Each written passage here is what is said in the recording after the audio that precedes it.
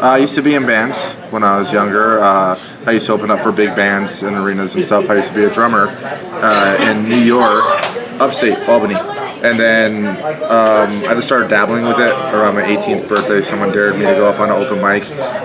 And I just caught the bug. And then when the band broke up, I moved out here to continue pursuing a stand-up career and fell in love with it. So it's, I mean, it's hard to explain unless someone goes on stage and you get that feeling, that adrenaline rush, and you get your first laugh, and it's kind of like heroin when you want that next hit, you know. So that's what inspired me.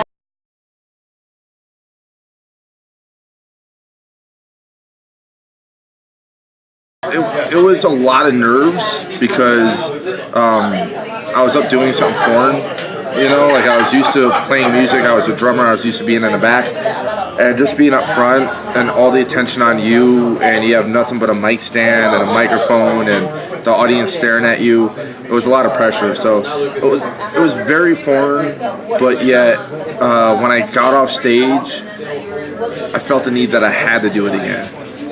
So it was nerve-wracking, but yet orgasmic at the same time. That's the way I could put it.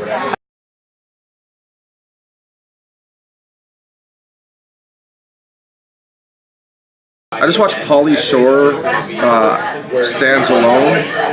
That's a good one because for someone who doesn't do comedy, it can show what the road is like, and it can show what it's like doing small town shows. I like that Showtime show, I'm Dying Up Here, which a lot of people speak about, just because it does reference a lot of things. I'm not going to say a lot of things are accurate in it, but a lot of things that happened back in the 60s and stuff, and when I wish I was around, that big comedy boom of when being on Carson was the big thing, and you know, when everyone moved here to be on Carson. So I appreciate that a lot too.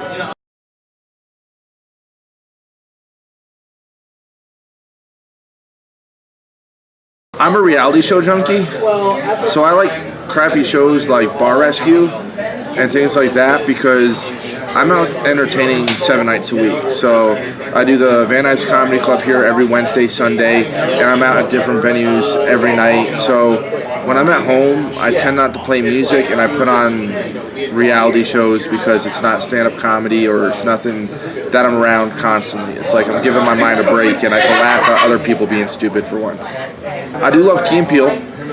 Key and Peele's in my heart, and Impractical Jokers is a huge one because that's real life sketch. That's not written. That's, you know, you're messing with real people and you could get punched, and I like that. Like, I'm more of a sci-fi guy. You know, like a lot of comics, it doesn't matter how tough a comic tries to act, there's always that inner nerd in you. So my favorite movie is The Never-Ending Story. You know, that's my thing. Either that or Star Wars.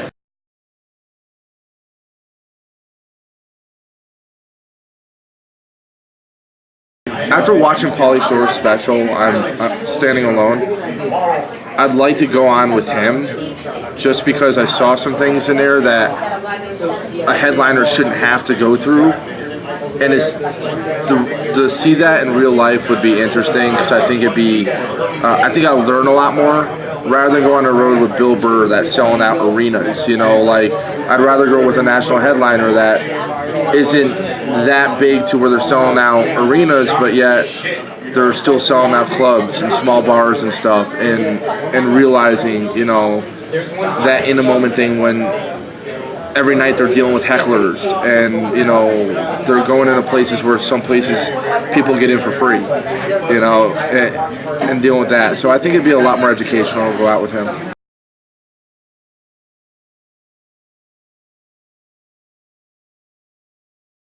Well, Don Rickles is number one.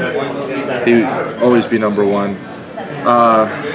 Anyone from the Dean Martin roast, anyone he booked on there. So whoever he booked, just look at that for the top 5, because the Dean Martin roast and the original roasts were the best. You know, so anyone from the original roast, not the Comedy Central roast. If you look up, you know, the roasts from back in the day, those were professional roasters, and those were the people that that knew the craft of roasting out of love rather than just of love, instead of just roasting you just to pick on you. You know, I mean, people see the Comedy Central roast now, and or the roast battles. That's a big thing now, and they think that roasting is that, and it's not. I mean, the roast battles took what roasting is supposed to be and picked it all apart, because roast battles just picking on each other and just saying the meanest thing possible. A roast is supposed to be you paying homage to somebody in a funny way. So yeah, I would say anybody from the original days is who I want to get roasted by.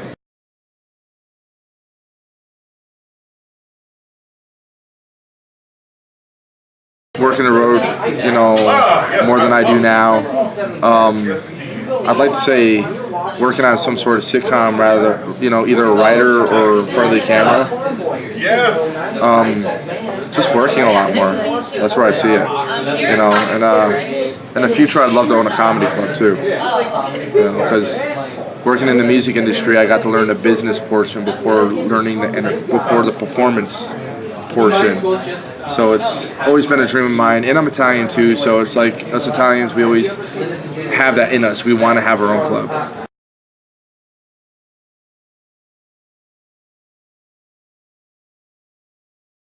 Well, I've already done some comedic acting. I'm already doing stand-up. I've been on radio. I worked in radio for a long time on KCAA and LA Talk Radio. Numerous of different radio shows. So I don't know where I see myself branching off, because I'm content where I am as far as what I've experienced. It's just growing and becoming more of where I'm at now, if that makes sense, you know?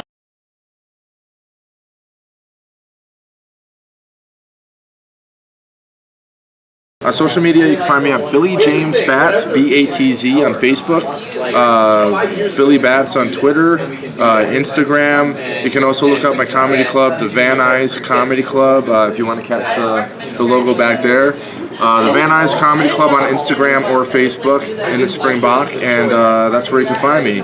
And I'm available for any type of event, corporate, private party. I can work clean, dirty, whatever you want.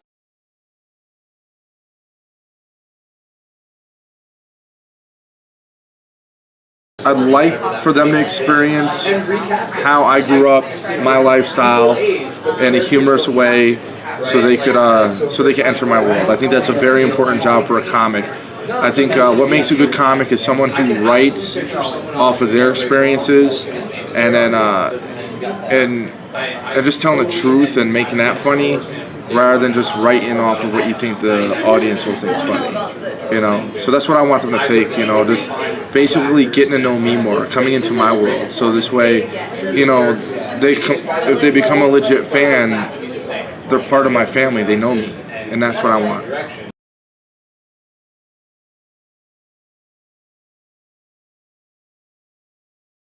Hey, this is Billy Batz. You're live at the Van Nuys Comedy Club. Check out my interview at Cutie Pie.